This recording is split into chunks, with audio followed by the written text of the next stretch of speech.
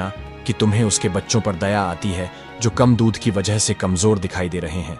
इतना सुनकर वह खुशी खुशी यात्रा के लिए निकल पड़ा। जब वह जंगल की तरफ बढ़ा तो जल्दी ही उसको एक मादा चीता मिल गई। फकीर की सलाह के अनुसार उसने तुरंत ही एक तीर उसके एक थन में मारा। जब मादा चीता ने उससे उसके इस तीर मारने की वजह पूछी तो उसने वही कहा जो फकीर ने उससे कहने के लिए कहा था, पर साथ में उसने यह भी कहा कि महल में रानी जी बहुत बीमार हैं, उनके इलाज के लिए मादा चीते का दूध चाहिए। मादा चीता बोली, मेरा दूध चाहिए और रानी जी को? क्या तुम्हें यह मालूम नहीं कि वह एक राक्षसी है? तुम उससे दूर ही रहना, कहीं ऐसा न हो कि वह तुम्हें मार डाले और खा जाए। लड़का बोला, मुझे उससे कोई खतरा नहीं है, उसकी मुझसे कोई दुश्मनी नहीं है। तब ठीक है, मैं तुम्हें अपना दूध जरूर दूंगी, पर तुम रानी से बचकर रहना। इतना कहकर मादा चीता उसको एक बहुत बड़ी चट्टान के पास ले गई जो एक चट्टान से टूटकर अलग हो गई थी। वहां जाकर वह बोली, इधर देखो, यहाँ मैं अपने दूध की एक बूंद गिराती हूँ। कहकर उसने अपने दूध की एक बूंद उस चट्टान पर गिरा दी तो चट्टान के तुरंत ही टुकड़े टुकड़े हो गए। वह फिर बोली, तुमने देखी मेरे दूध की ताकत? मैं जितना भी दूध तुम्हें दे रही हूँ रानी, वह सब भी पी जाए तो भी उसका उस पर कोई असर नहीं होगा, क्योंकि वह राक्षसी है। मादा चीता का दूध लेकर लड़का वापस लौट आया और वह दूध उसने राजा को दे दिया।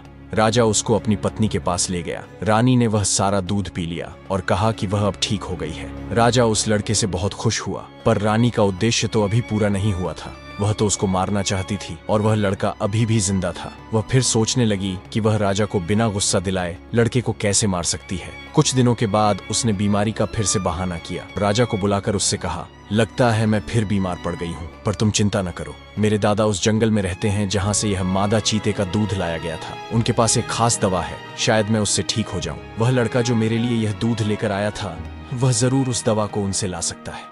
सो वह लड़का दोबारा रानी के दादा से दवा लाने के लिए भेज दिया गया। रास्ते में फिर से फकीर मिला तो फकीर ने उससे फिर पूछा, किधर चले?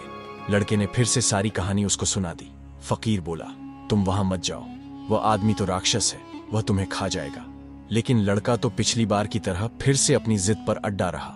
फकीर बोला, तो ठीक है, जाओ, मगर मेरी सलाह सुनते जाओ। जब तुम उस राक्षस को देखो तो उसको नाना जी कहकर पुकारना। वह तुमसे अपनी पीठ खुजलाने के लिए कहेगा तो तुम उसकी पीठ जरूर खुजलाना और बहुत ही जोर से खुजलाना। लड़के ने वादा किया कि वह वैसा ही करेगा और जंगल की तरफ चल पड़ा। जंगल बड़ा था और घना था। उसको लगा कि वह तो उस राक्षस तक कभी पहुंच ही नहीं पाएगा, पर तभी उसको उस राक्षस का मकान दिखाई दे गया और साथ में राक्षस भी। उसको देखते ही वह लड़का तुरंत चिल्लाया और बोला, नाना जी, मैं आपकी बेटी का बेटा हूँ। मैं आपसे यह कहने आया हूँ कि आपकी बेटी बहुत बीमार है और वह तब तक ठीक नहीं हो सकती जब तक कि आप मुझे वह दवा न दे दें जो आपके पास है। कृपया मेहरबानी करके वह दवा मुझे दे दीजिए।